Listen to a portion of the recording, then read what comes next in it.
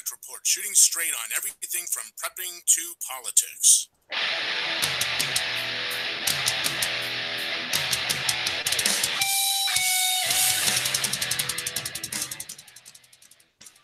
Well, good morning, everybody, and welcome to the Wasatch Report. I am Suzanne Sherman. I'll be your host for the next hour here on the Cerberus Radio Network, where we defend freedom and liberty from the flames of tyranny.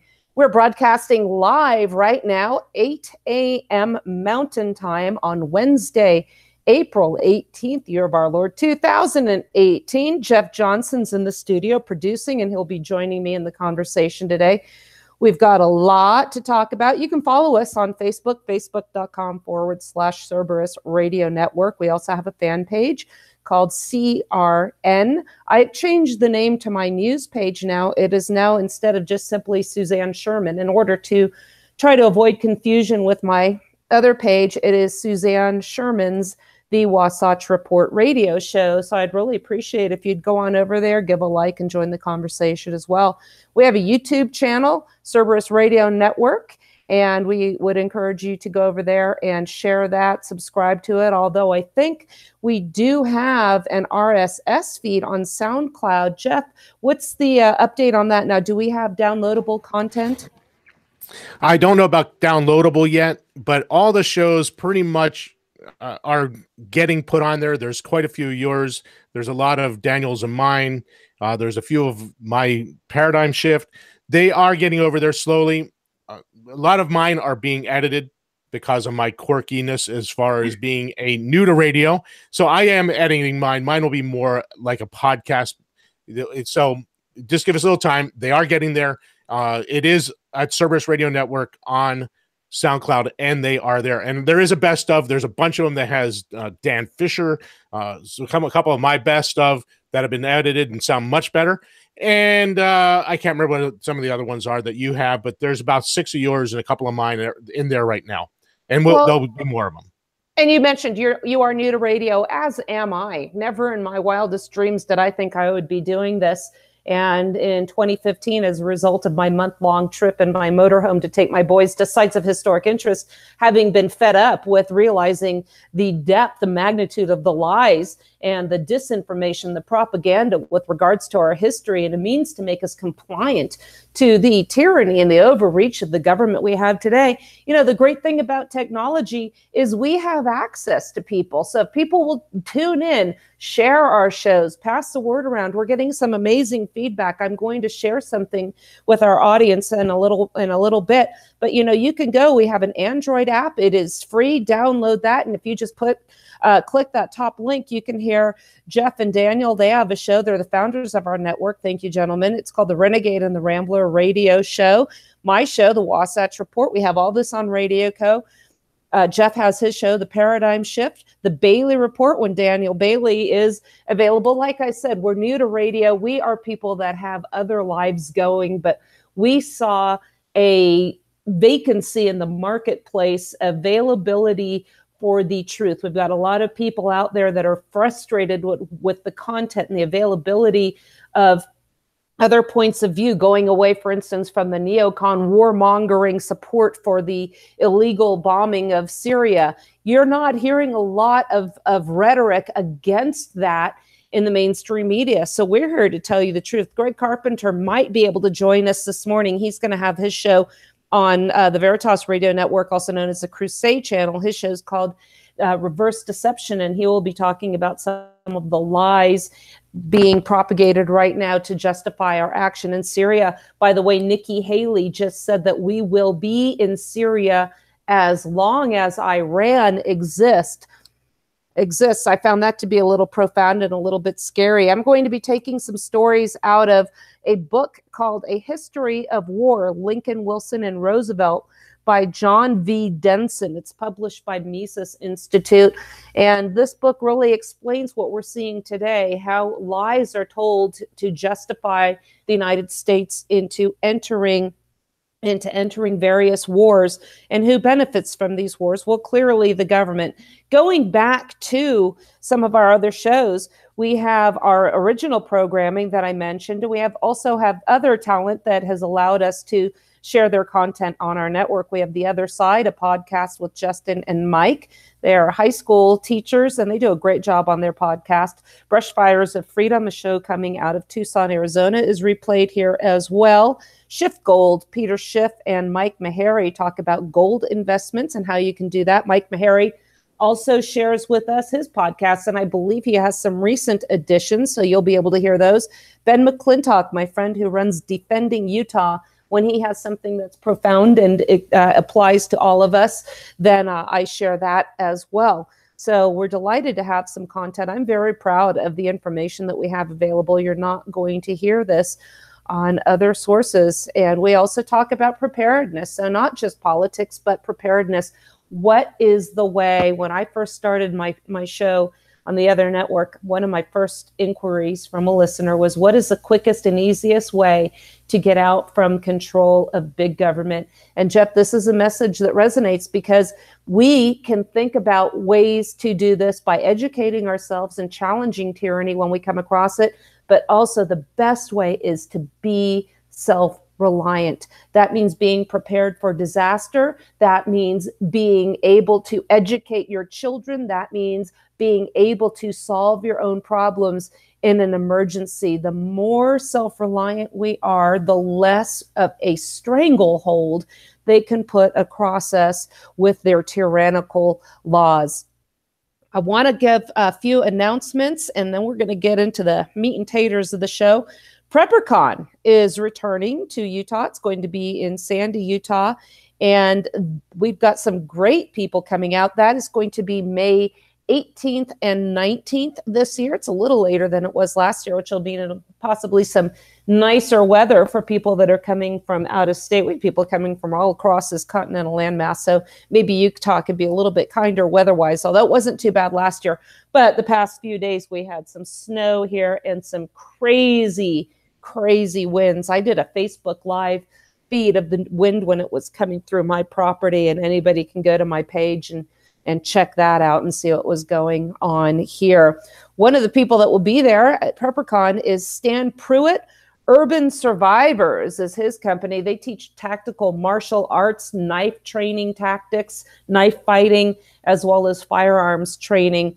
And I don't know if you saw my picture I posted last year, Jeff, but they had this zombie Jeep out there. It was this neon green Jeep that had machine guns, turrets all over it, and then running over zombies. Well, that's the guy, Stan Pruitt. So I'm looking forward to seeing him out there, and he's going to be coming on the show very soon. We will be promoting PrepperCon. Michael Hawk, I had him on my show, the Suzanne option. I think we have that available that we can hear. Maybe we'll freshen up our feed here on the app, and people can hear my interview with Michael Hawk from Discovery Channel. He's a really great guy. And let's see, last week I recorded with my good friend Brian Duff a podcast, and that will be available hopefully this week. And we discussed lethal force and the legalities when you must resort to the use of lethal force. It was a great podcast. Brian is a former Army Ranger, all around great guy, very well spoken. He has a webpage called Mind for Survival, and check that out. He's also got a group on Facebook, and you have some very knowledgeable people chiming in on there. I also want to give a shout out to my friend Craig Bowden. He's running for United States Senate. He wants to take Orrin Hatch's seat now. Utah is heavily, obviously, Republican leaning towards Mitt Romney, which I think his getting that seat would be an absolute disaster. We have another Republican candidate vying for the GOP seat or ticket for that seat. My votes go into the guy, the only candidate that is against Syrian intervention. So I highly support Craig Bowden, and you can help him financially and spread the word Bowden, Bowden, for Senate.com. And coincidentally, this is a platform on which Donald Trump campaigned, was America First, and we're going to get out of Syria. We're not going to intervene in Syria. He had numerous tweets during the President Obama's administration advising him to stay out of Syria or get congressional approval. And I knew as it appeared that it looked like it was likely that Donald Trump was going to be on the GOP ticket, I saw the rhetoric changing where it went from we are going to stay out of Syria, get out of these Middle Eastern wars, to we must defeat ISIS. I noticed something similar as well with we are going to repeal Obamacare, to the repeal and replace rhetoric. Furthermore, with discussion on national reciprocity, I remember a quote, "I respect the Second Amendment. We need to enforce the gun laws we have." Well, the gun laws we have federally are in direct contravention to the Second Amendment, but we've capitulated that position. And I actually have an article forthcoming from hopefully the 10th Amendment Center on that very issue. It's an angle that we're not really seeing covered, and it's something that we have to understand with regards to why we have acknowledged that it is okay for us to be less well armed than the standing army our founders so feared. But we'll have more on that soon. Jeff, I think we'll start the show off today with a little prepping. What do you think about that? I would love to start off with that. Yeah, we might get into some of the constitutionality of Syrian intervention, but right now, I came across one of the reasons I like to plan is we have a system. Our economic system is founded on fiat currency. That's not news to anybody. We print money, we spend it like we're drunken sailors. Trump supporters are absolutely delighted with the tax cuts we got, but here's the problem. Tax cuts in the absence of spending cuts are just going to be problematic down the road. There is an article that just came out. It was by Brookings.edu, Brookings.edu. And this came out April 11th by William Gale. I'm not an economist, but even I can tell that this really stinks. And I'm going to start here. On the surface, CBO's new projections of the federal debt and deficits over the next 10 years paint a troubling picture. But dig deeper, and the story gets more dire. The federal government is not only running enormous deficits, but we are doing so at full-time employment. When the inevitable recession comes, we will be in deep trouble. Now, Jeff, you'll recall we had a recession. We had what they call it a correction in 2008, and we recovered from that. But how many of these are we going to keep having and keep recovering from? I had a financial advisor tell me that nobody really understood how close we came to just going over the cliff. I think the term she used was we were hanging by our very nails. Now, this woman, by the way, was a hardcore liberal, and her Keynesian policies and what she believed in was really to blame for all this. But, these people just continue on like the problem is less government instead of more government intervention. The article continues. Here's the bad part. Under current law, the CBO projects that the debt, currently 77%, as large as our annual GDP, will rise to 96% of the GDP by 2028. And that is if Congress does nothing. Well, when have they ever done nothing? If instead Congress votes to extend expiring tax provisions, such as the many temporary tax cuts in the 2017 overhaul, and maintain spending levels, like I mentioned earlier, enacted in the budget deal, debt is projected to rise to 105% of the GDP by 2028, the highest level ever, except for 1 year during World War II when it was 106%.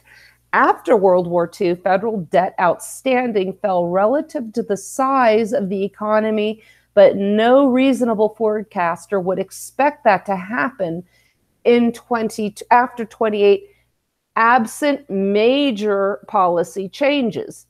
Under both current law and current policy, federal budget deficits are projected to rise over the course of the next decade and will continue to be large after 2028. Under current law, federal deficits average 4.9% of the GDP and exceed 5% of GDP by the end of the decade, higher than any time in the post-war period except 1 year in the early 1980s and right after the 2007 through 9 post-war financial crisis and the Great Recession. So under current policy, federal budget deficits are projected to average 5.9% of GDP over the decade and exceed. So even by exceed 7% by 2028. So even by a conventional historical comparison, the prospects look bad. The article wraps up by saying, here's the worst part. The conventional comparison is misleading.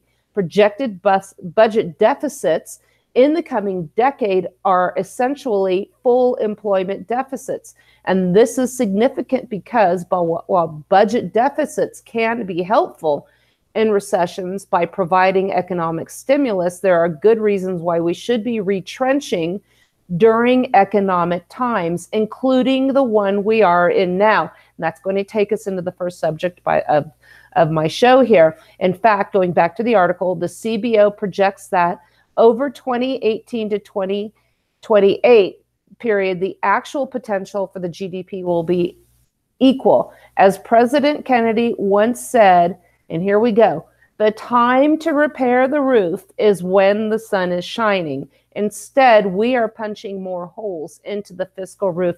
Jeff, doesn't that really resonate to what we're talking about on our show? And we need to be ready to weather this storm, because in light of these tax cuts, we are in for some serious trouble. And these are unpleasant topics, and people don't like to hear them. I think this would be a good time to share some listener feedback that I got the other day, because if you remember, I had an article out that was about worshiping the national government. Let me go over to this article or to this page. I posted, my friend Ben McClintock from Defending Utah on his private page said, do you worship God or government? Who gets a higher percentage of your income? Well, in response to that, I had posted my Church of the National Government article. And I want to share with you, and then we're going to address the prepping issue, because we're so sure that this government's going to look out for us. We're going to be okay. We look to them as our saviors right now. So I posted this article. I think we'll repost it again if you haven't read it. But I said some things that made people very uncomfortable. And here's a listener or a reader's response. A woman named Natalie says, wow, I understood a lot of this stuff already, but some things you mentioned bothered me. Things I didn't want to even consider, and that my mind was trying hard to reject. To be honest, I almost just stopped reading about halfway through, but felt I should hear you out. By the end, I had connected with some important dots, and for the most part, agree with you, even if it's more comfortable and convenient not to. Truth is sometimes hard to face and acknowledge when you really see it for the first time, because it doesn't always look like the same as you had pictured it. Thanks for challenging me to think a little deeper, even if it makes it harder to sleep tonight. Thank heavens God has a plan for this country and will help those of us who are sincerely trying to live according to that plan, even if we don't understand the how, what, or why of it yet. Jeff, I thought that was profound, because hats off to this gal to keep reading and hearing what we had to say. How many times have we just been cussed out? People say, I'm not going to listen to you anymore. You're an idiot. I'm not going to follow. You lost me. And here's someone that heard me out. It made her uncomfortable. We're challenging people to think here. What was your response when you read that? That was a great article, because our old motto was 18th century ideas for 21st century thinkers. And we still apply that, because we buy 18th century ideas. And we need to apply them today, because they're timeless. Those ideas don't go away because we're now in 2018.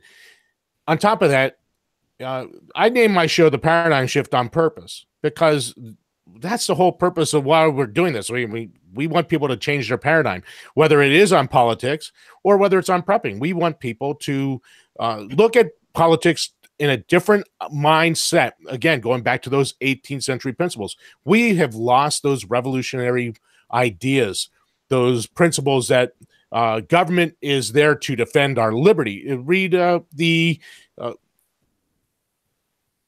ratification debates when Patrick Henry said those words, that should be the direct end of government, to defend liberty. So on top of that, then we want to challenge people to start thinking about preparedness. And so, again, I love the idea that it challenged her paradigms. It made her think outside the box and made her go beyond what she always was thinking. And that is the major goal on this show, on all of our shows, is to challenge thinking and to get people to think in a different way.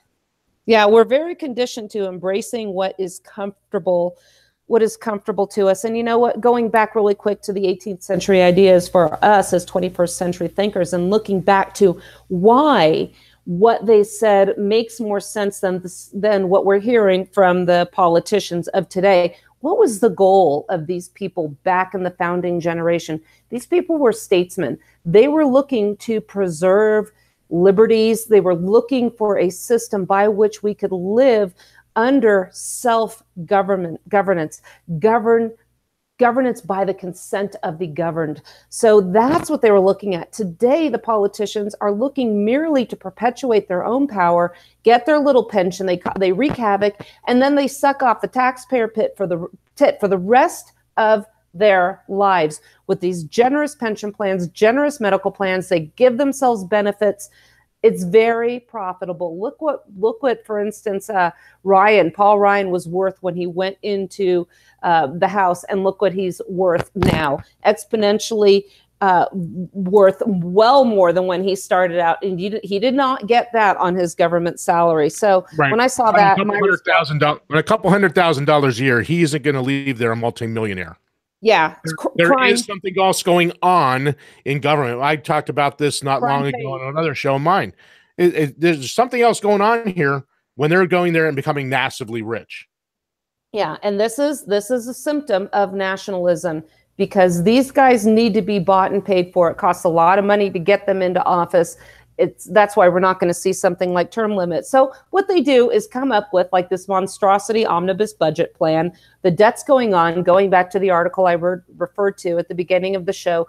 This is not sustainable for the long term. And you might think, well, I'll be gone by the time this collapse happens, or, you know, it's not going to be that bad. How bad could it possibly get? Well, we've seen hyperinflation in other countries. We've seen what happened in Germany. We've seen what's going on in Venezuela. So prepare yourself, because there could be an economic disaster that is not only one that is a national in nature, pardon my French, but one that is personal in nature. So this is a tie over for what I said at the beginning. How can you be less dependent or as less of a slave to the government? And that's by being more self-reliant. So one of the things that I had done was I left the state of California. As we know, the property values in California are significantly higher than what I paid for out here in Utah. Now, you can go to other states and get even better deals, but there were some reasons why I picked the place I did that, you know, we won't get into right now, some personal family reasons, access to family and so on, which is why I didn't go even farther or more remote. But what I did was I had a home I sold in California. It had gone up in value almost double since when we had purchased it in, I think, 1997. Sold it in 2013. I bought property out here. I downsized, Jeff. I scaled back. One of the things I think people should be doing right now is, if you are in a lot of debt, have a lot of expenses, think about what you can sacrifice. Think about what you don't have to spend your money on. My thing out there was my horse. My God, I loved my horse. That was expensive. That was an expensive hobby. It wasn't just a backyard horse that I got on. I had training. We were going to horse shows. I loved it. It was my passion, but I knew I had to downsize and change my life. Sold the horse, sold the house. I figured I'd live there forever. Simpler living. So we moved out here to the mountains, still accessible. And one thing I should tell people also, this home needed a lot of improvements.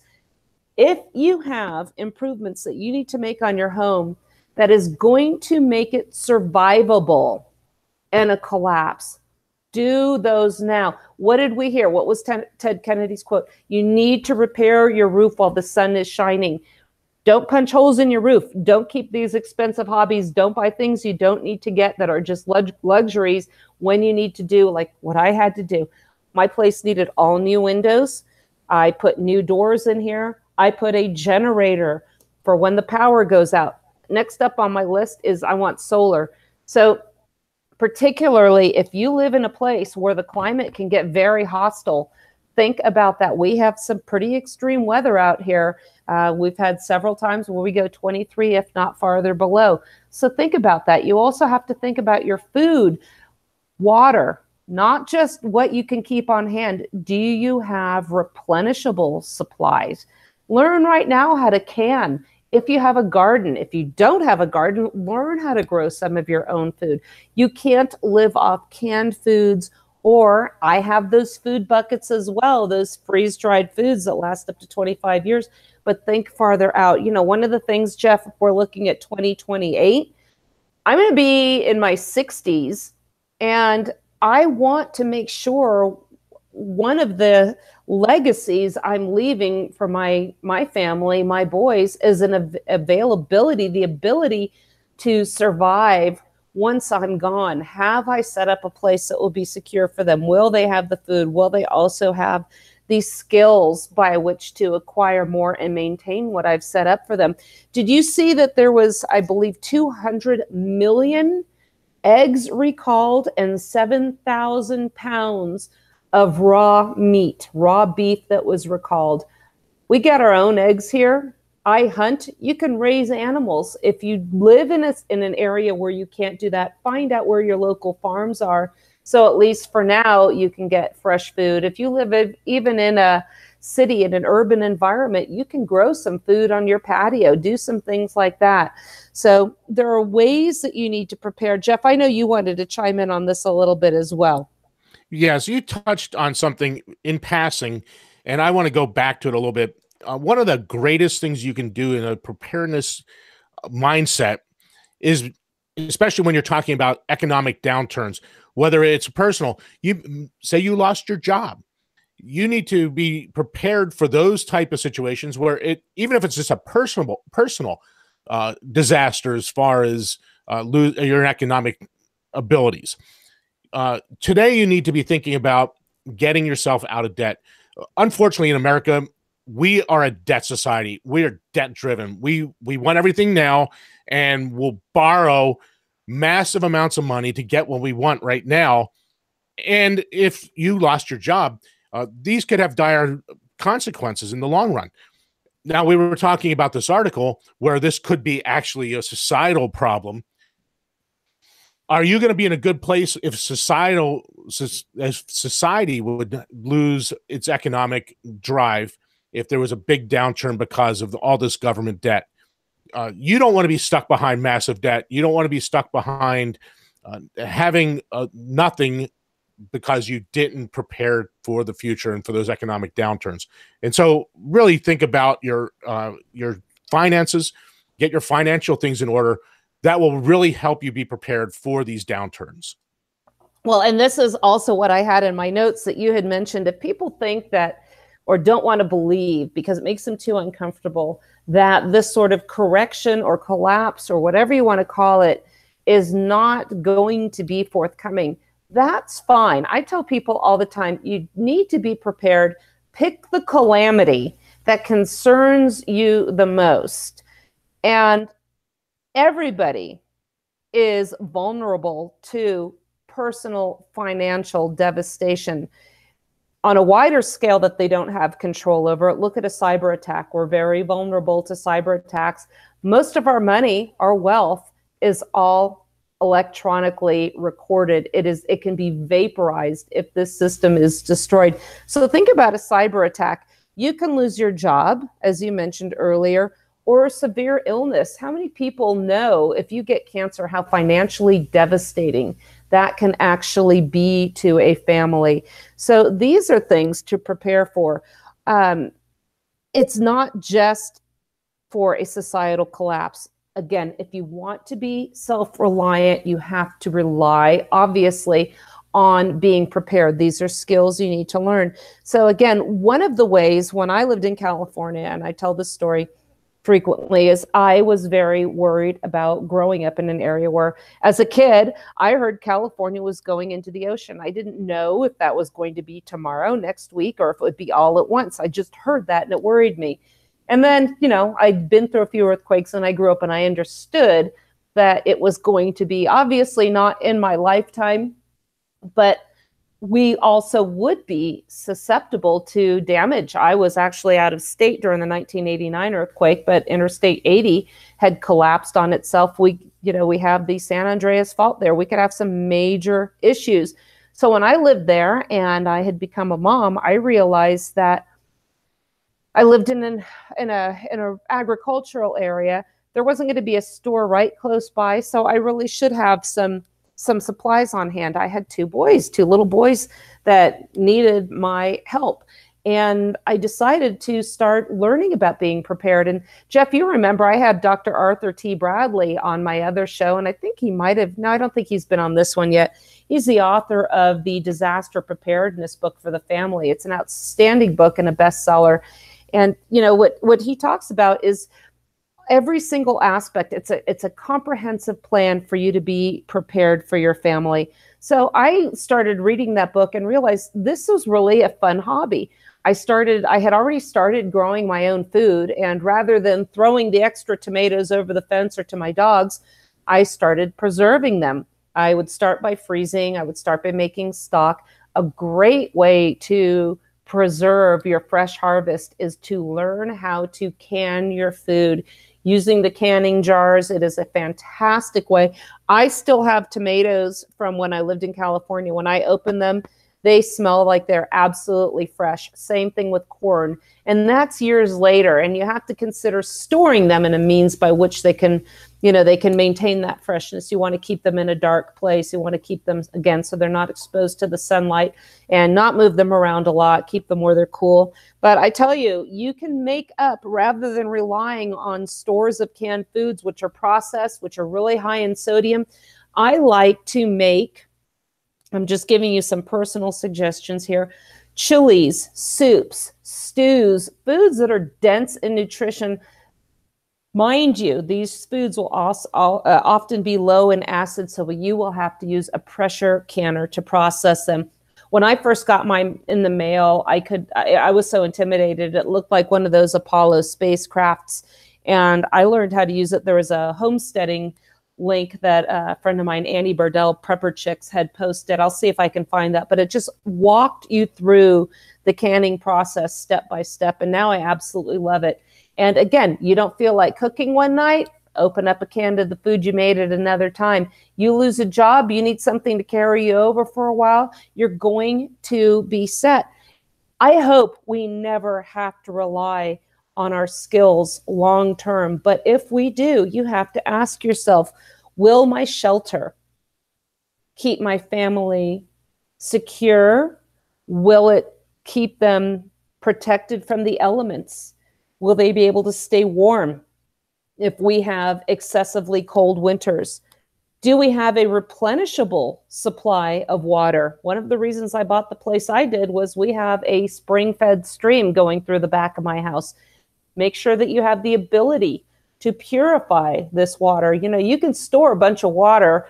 What I found, I was buying these gallon jars of water and they all kept leaking. So I don't store a significant amount of water. Plus you have to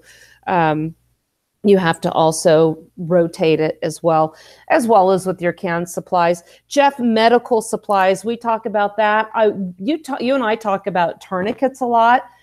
I'm in a remote area, and if we get to a time where, again, with civil unrest, social unrest that might accompany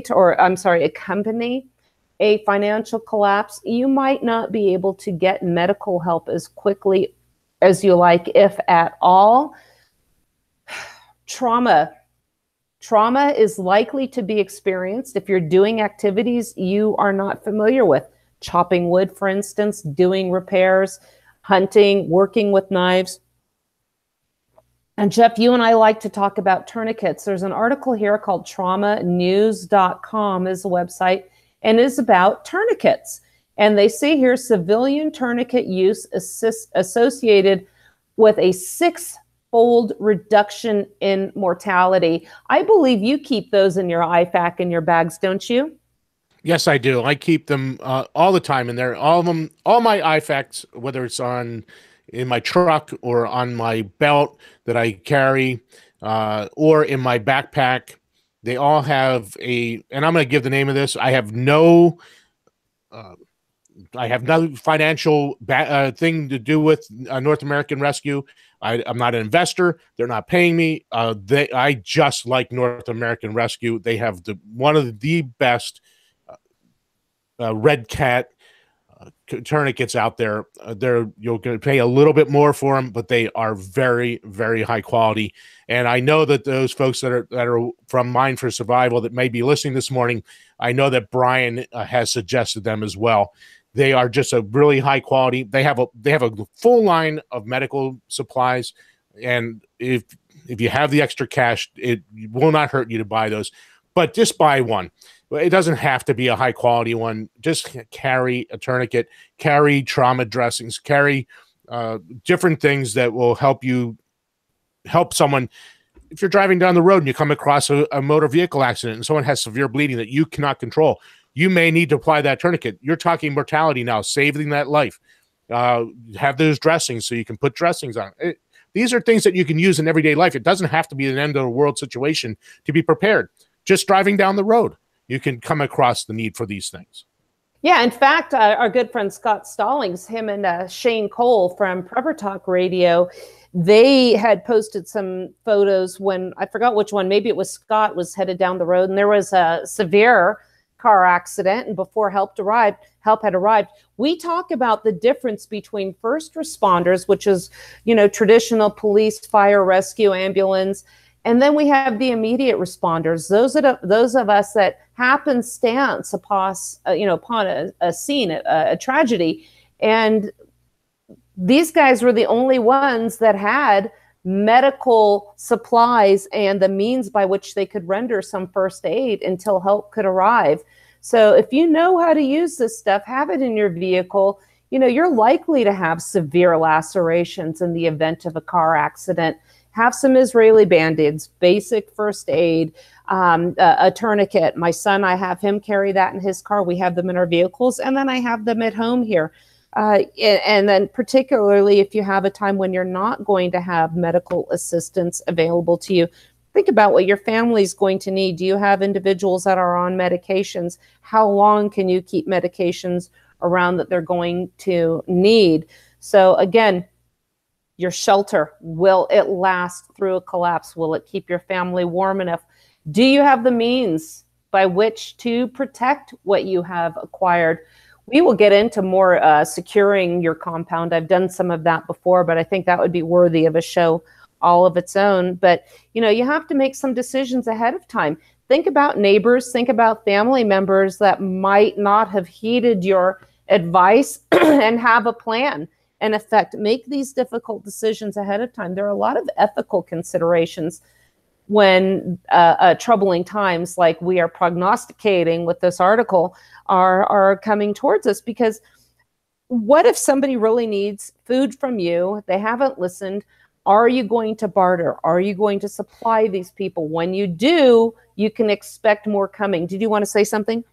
Yes, I was just going to let you finish your thought there because I wanted to go back to the medical thing a little bit for a second, but go ahead and finish this thought. Okay, well, and this is one of the reasons, by the way, I love these post-APOC books. We've had Boyd Craven on, and in fact, you'll be seeing him when you come out for PrepperCon. He is an author. He wrote a book called Good Fences, which was one of my favorite ones. It was the first one I read when they had a situation with a homesteader, a prepper. He was very ready to weather, I believe it was an EMP attack, long-term grid down scenario. Well, thanks to, urban sprawl, there was a planned community that shared the border with his property. And of course, these people were turning to him for survival and food and support. And so you have to decide ahead of time, how much support can you give others? Who are you going to render assistance to first, if at all? I was watching Doomsday Preppers when that was on. And again, this is a personal choice, but there were some people that were Christians. They said, we are Christians. I mean, I'm a Christian and I have a different viewpoint. She said, as a Christian, we will not use force to protect what we have or ourselves. So these are other questions. Again, you have to decide ahead of time. Have a plan. The time to do the preparing is during the times when you're not under the heat of the moment and trying to survive. Again, this is why I learned how to hunt before I had to. I don't want to have to go through the challenges and struggles and trying to figure this out when my kids are hungry or we're trying to get food and we're already in a weakened state. So, you know, the sun is shining right now, everybody. We know that this is coming. There's going to be an issue one way or another, be it personal or be it on a greater level. We urge you to be prepared. Let's turn again to the medical issue that you wanted to bring up, Jeff. Yeah, I want to tell a little personal story, a family story. Now, this is decades ago now. This is quite a long time ago. But my mom was a nurse from when I was a young child. When we moved up into this area, a very rural area, one day my mom and dad were driving down this road right out in front here, and they came across a very, very serious motor vehicle accident. And it was someone that we know. My mom is a nurse, been a nurse at that time for a lot of years. She got to that scene and she had no idea what to do. She was outside her comfort zone. And that's what drove my mom, my dad, and I. At that time, we all took an EMT course. I went on to become a firefighter paramedic. All because my mom came across something that she couldn't handle. Now, folks, I told that story for one reason. Get a little bit of training. It will not hurt you to know some things. An EMT class is quite a lot of, is a big commitment. But in the long run, it may save someone in your family's life. So think about getting some training above and beyond just some basic first aid. Beyond the fact that you will be an asset to your community once you become an EMT. And you might even find you like it. You might want to become a paramedic. So just think about some training, get trained, and it may save lives in the long run. It's a good preparedness idea. Yeah, and we don't even need to have a dangerous situation, a calamitous situation, or collapse for that to be outstanding advice. Particularly, oh boy, howdy, if you have kids, we all know there are going to be things that happen. You know, there's a funny story. I had taken our boys to these caverns in California, and I was talking to another gentleman out there that had his kids, and he was telling me this story, how they went to this really remote area, got out into the middle of nowhere. 5 minutes after they got out, something happened, and his older son got his toe hooked up on something and had his toenail pulled right off. So you want to be able to deal with a situation like this. Obviously, that's not worthy of a tourniquet, but there could possibly be means by which, you know, you can take care of a situation like that without rushing right off to the hospital. So, you know, probably a little duct tape and some cotton. No, there are probably some better ways to deal with that. But again, you never know, especially if you like life and the outdoors and like to get away and get out. You might need to be able to help yourself. In fact, I had a good friend who listens to the show. He was deer hunting and he was going uphill on an ATV and his foot had slipped. It was very muddy and the vehicle started going backwards down the hill. He hit the brake. Something happened. It actually rolled over on him and the metal part of the brake severely lacerated his the front of his leg just below his knee. It was so bad. This gentleman was a veteran of the United States Marine Corps, put on a combat tourniquet, flipped the thing back over, put on his compact tourniquet, put his leg up, elevated it, and went off and got his friend who also was wheelchair bound, by the way, and made it to the hospital. So you just never know. Had he not had that skill, he might have bled out there. So think about all these things that just don't always apply only if you're in a catastrophic situation. It's just darn good advice. So anything on that, Jeff? And maybe we'll turn a little bit to this debacle in Syria. I think I've covered everything I wanted to cover on that. I wanted to talk about just being prepared economically as far as getting out of debt if you can. And it is a really good idea. And I also talk about the medical preparedness and getting a little training. Really, I think I covered those two areas, and I think I'm done.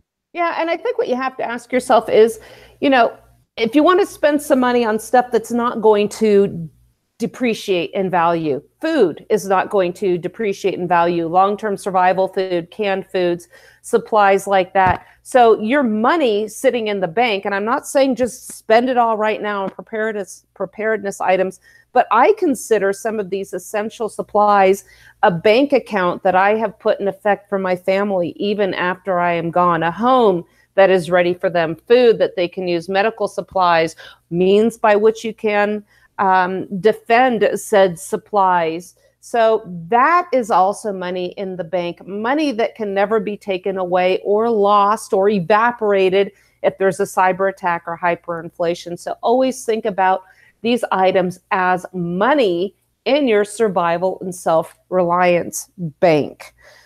So Saturday, we're not even going to bother with the break, Jeff. Saturday, I was at the racetrack with my son having a great day. He was racing his go-kart, and I saw when I was checking my messages that we had fired some missiles into Syria in response to an alleged gas attack. Now, candidate Trump, as I had mentioned earlier in the show, had said that we were going to stay out of Syria. Donald Trump, the civilian, had chided President Obama not to go into Syria absent congressional approval. This has been covered by every single pundit out there. They're all justifying it in a post-constitutional, I believe, discussion. So at the most you will hear, well, if Congress approves it, it's okay to go in. That's about the most you're going to hear. But Jeff, what we're not hearing is, what if Congress does approve approve action in Syria? We're just now seeing Nikki Haley saying that we will be in Syria until as long as Iran exists. So what does that mean? Are we out to destroy Iran? Are we going to stay in Syria in perpetuity like we seem to be in Afghanistan? I'm hearing that there's plans to leave. He's not going to say when. But as we know, there's a James Madison quote that says, you know, it reiterates the founding government, the founding fathers' fear of a standing army. Because when you have a standing army, we have debt, we have endless warfare, loss of liberty, the power is concentrated into the hands of a few.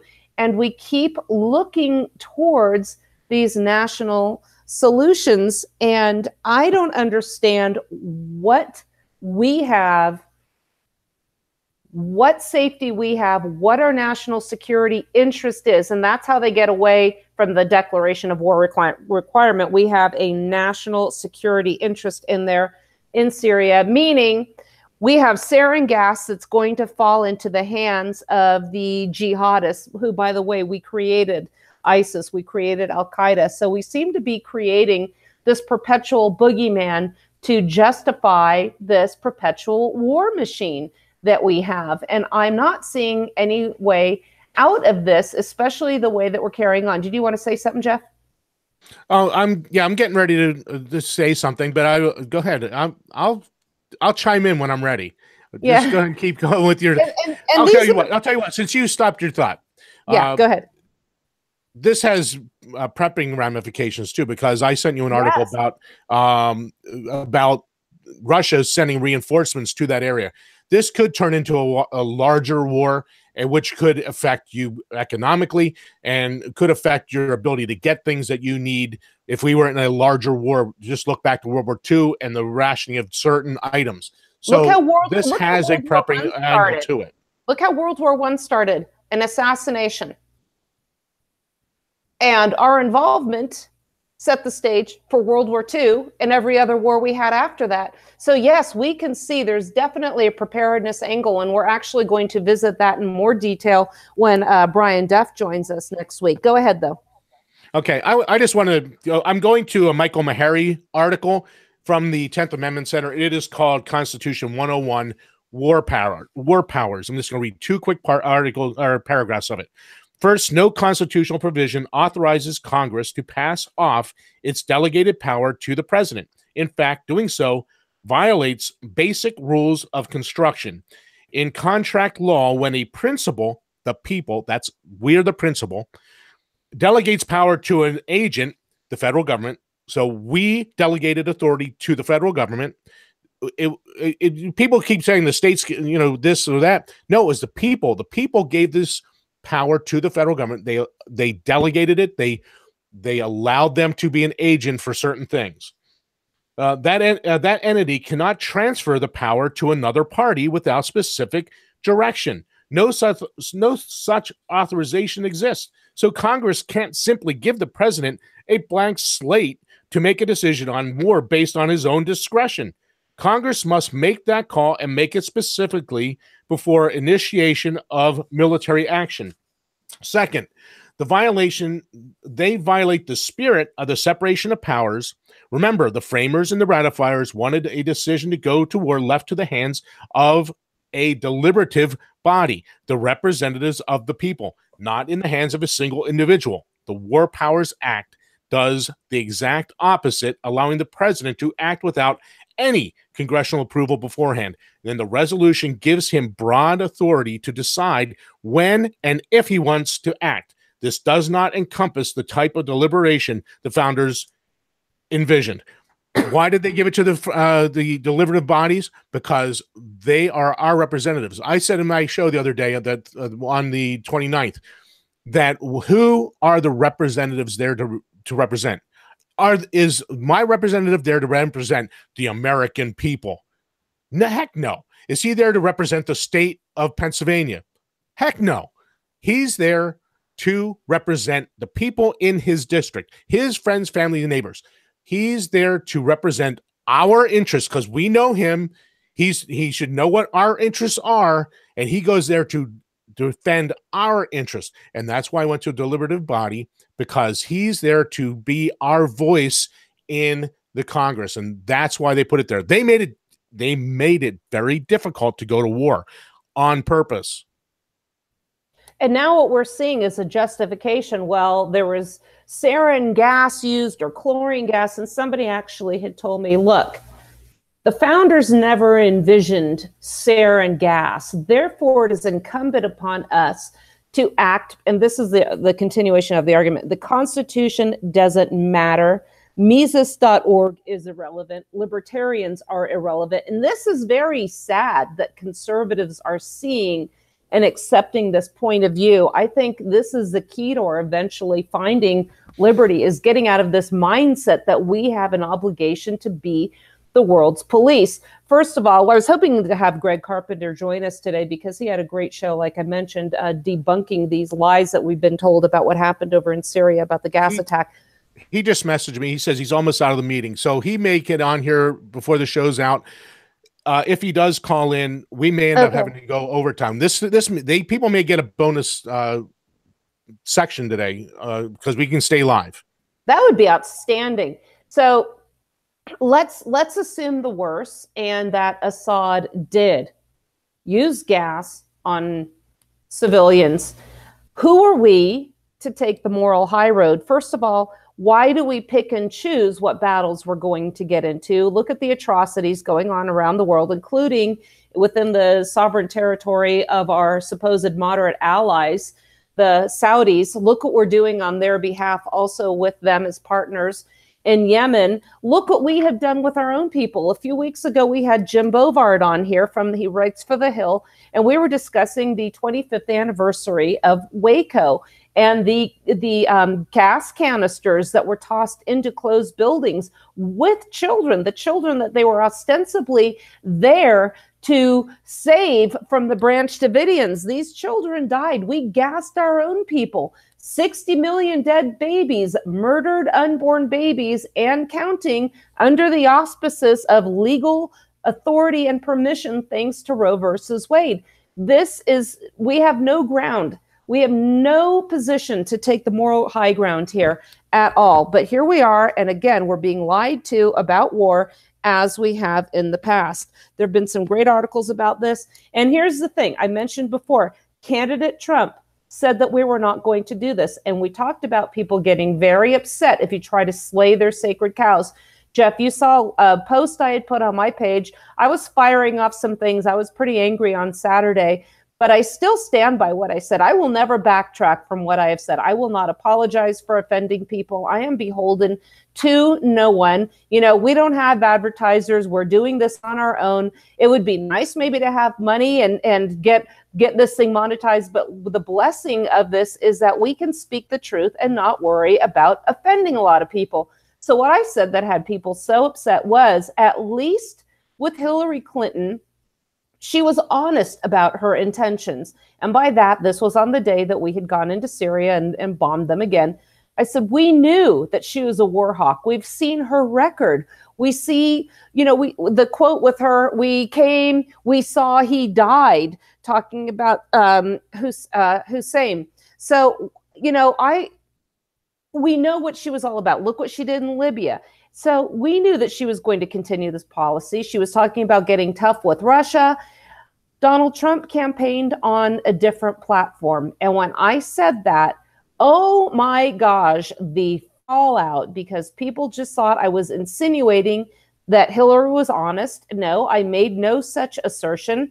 Or that you know, well, you would rather have Hillary then. So if you complain about Donald Trump, somehow you are saying that we would be better off with a Hillary Clinton presidency. We've got to get away from this paradigm, folks. We have got to understand that it isn't just either or. And maybe we need to stop giving the Republican Party, who keeps putting this crap on the table, a pass, because everybody says if you don't vote for them, you'll get a Democrat. Do we see any big difference? It seems to me like we already did. We've got Planned Parenthood funded. We've got Obamacare still. We're going into Syria. Let's see what else. We have the debt has increased astronomically. We got a little bit of a tax cut. I'm not seeing a lot of change here. This isn't what we were promised. And everybody's still going to say it's still better than Hillary. But if we keep saying that, we're going to keep getting more of the same. But this is something we'll keep talking about. Again, go ahead. I was just going to say, my response to that was, we voted for Trump and we got Hillary. Yes. And I stand by that because, like you just said, we Obamacare, Planned Parenthood, wars, gun control. We got all of those, every one of them. And he campaigned against everything above. Yet he signed into law everything above. And she was campaigning for it, and we knew what she believed. He lied to us and told us he didn't believe for those things, and he still did them anyway. So we voted for Trump, and we got Hillary. So in the long run, voting for evil gets you evil every time. Yes. And, you know, we keep looking again to, since we're going to go over time a little bit, I'm just going to keep talking. We had the Zuckerberg inquiry where he appeared before Congress.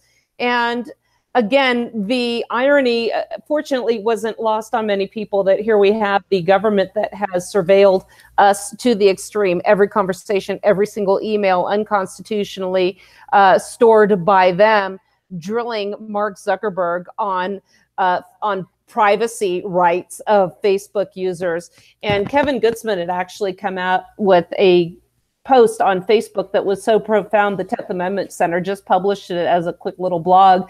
I'll share some of the information from there. But he says the Senate committee members grilling Zuckerberg put on full display what seems intuitive, that there is no way a legislative body can have adequate knowledge to manage every element of a society of 325 million people, let alone the entire world. And folks, this is what we talk about all the time. We cannot have just a handful of individuals decreeing what the law of the land is going to be on this continental landmass. Again, this is what we talked about. Sovereign and independent states sought to maintain their sovereignty and independence. That was the point. So we would have a representative form of government. Kevin continues, these people are comparably ignorant of any particular issue or policy area that comes to mind. The management of federal lands, the economy for agricultural products, the effect of illegal immigration on rural Texas towns, the Constitution's implications concerning private firearms ownership, funding urban schools, welfare's effects on family formation, the consequences of easy access to capital for college funding. I'm not knocking the particular people who are members of Congress. I'll do that. So far as I can tell, they are on median about as impressive as one would hope two bodies so constituted would be. The problem is inevitable. There is no way an individual can know everything. The implications are obvious. A legislative body shouldn't try to run everything. And that's exactly what we have. Kevin goes on to mention President Obama's aide, Professor Jonathan Gruber. The way he said that the Affordable Care Act was passed, he used a campaign based on the stupidity of the American voter. John McCain, one of the chief advocates of perpetual American military intervention in the Arab world, had to have explained to him a decade after 9/11 that there was a difference between Sunni and Shia Islam. And this guy's one of the chief proponents of our intervention, our neoconservative intervention, nonstop interventionism in the Mideast area. Kevin concludes by saying the only sensible response to this situation is to reduce government's reach drastically. The bad results we've come to expect from government are inevitable. Next time you have an impulse to involve government in something, go to YouTube and watch those senators pose their Facebook ignorant questions to Mark Zuckerberg. That's what you get. Comments, Jeff? No, not really. that whole Zuckerberg thing was just, it was ridiculous to watch that whole thing. It's just a dog and a pony show. You had government complaining about him violating our privacy and spying on us, while they spy on us to a far greater degree. Why do they think the NSA watches everything we say and do? And I mean, it's ridiculous. It was just so funny. Obama used the same platform to achieve the same results. Anyway, I think we'll wrap this up for today. I think we touched on some really important topics. First of all, going back to the beginning of the show, financial issues are looming. Be prepared. Think about what your family's going to need. Think about what you can consider money in the bank for the future, be it home, be it good health, by the way. Prepare your mind for it. Are you ready to weather this storm? PrepperCon coming to Utah, Sandy area, May 18th, 19th. And I'm looking forward to being there. I'm looking forward to having you out here. So that'll wrap it up for today. Next week, we will have Brian Duff from Mind for Survival talk about maybe preparing for a situation in which we get thrown into a war. The escalation of what's going on over there is very likely. And even if it isn't, we'll have some really good advice. So he's a great guy. You'll love having him on the show and listening to what he has to say. So that's it for the week. I'm Suzanne Sherman. Jeff Johnson here as well on the Wasatch Report here at the Cerberus Radio Network, defending freedom and liberty from the flames of tyranny. God bless you.